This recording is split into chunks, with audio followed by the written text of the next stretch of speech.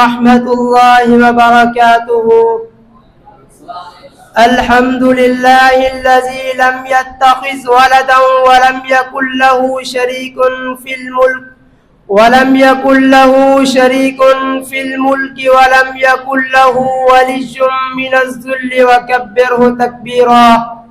أما بعد، قال الله تعالى: قل إن كنتم تحبون الله فاتبعوني يحببكم الله ويغفر لكم ذنوبكم والله غفور رحيم. وقال النبي صلى الله عليه وسلم: من توضأ فأحسن الوضوء خرجت خطاياه من جسده حتى تخرج من تحت أظفاره. رواہ مسلم. واجب الاحترام اساتذہ اکرام اور میرے ہم مکتب ساتھیوں، میں آج آپ کے سامنے جس موضوع پر گفتگو کرنا چاہتا ہوں وہ ہے گناہوں کو مٹانے کے اسباب. سامعین محترم، اللہ تعالی نے دین کے احکام و قوانین اس لیے نازل فرمائے تاکہ ان کی پابندی کی جائے اور ان سے بہرحال اور انسانوں سے کمزوریوں اور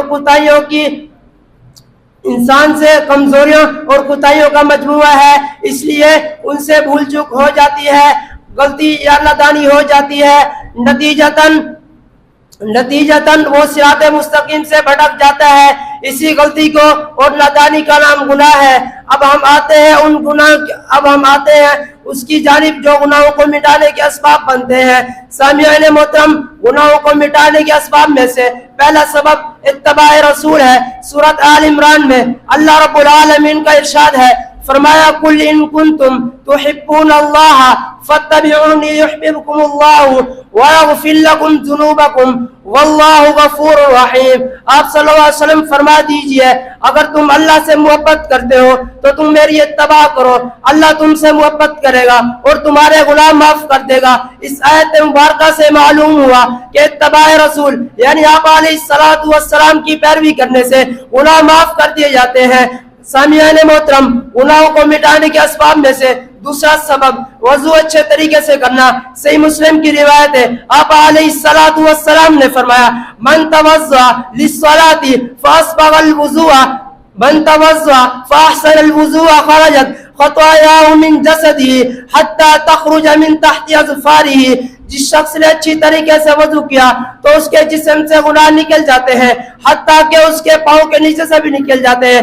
ایک اور روایت میں آپ علیہ السلام نے فرمایا: من توضأ للصلاة فأسبغ الوضوء ثم مشى إلى الصلاة المكتوبة فصلاها مع الناس أو في الجماعة أو في المسجد غفر الله له ذنوبه. فرمایا من توضأ، جس شخص نے وضو کیا للصلاة نماز کے لیے، فاسبغ الوضوء اچھی طریقے سے وضو کیا، فصلاها مع الناس پھر چلا نماز کے لیے، المکتوبۃ فرضی نماز کے لیے، فصلاها مع الناس تو اس نے نماز پڑھی، او فی الجماعت جماعت کے ساتھ، او فی المسجد مسجد کے ساتھ، غفر اللہ له ذنوبہ تو اس کے اللہ تعالیٰ اس کے گناہ معاف کر دے گا. سامعین محترم، گناہوں کو مٹانے کے اسباب میں سے تیسرا سبب کثرت کے ساتھ سجدے کرنا. عبادہ بن صامت کی روایت ہے، آپ علیہ السلام نے فرمایا: ما من عبد يسجد لله سجدة إلا كتب الله له بها حسنة ومحى عنه بها سيئة ورفع له بها درجة سيئة غفر الله له ذنوبه. بن صامت رضی اللہ عنہ فرماتے ہیں کہ میں نے آپ علیہ السلام سے آپ صلی اللہ علیہ وسلم کو فرماتے ہوئے سنا کہ جس شخص نے اللہ کے لیے سجدہ کیا تو اللہ تعالیٰ اس سجدے کے بدلے اس کے نام اعمال میں ایک نیکی لکھ دے گا اور اس کے گناہوں میں سے ایک گناہ مٹا دے گا اور اس کے درجات بلند کر دے گا.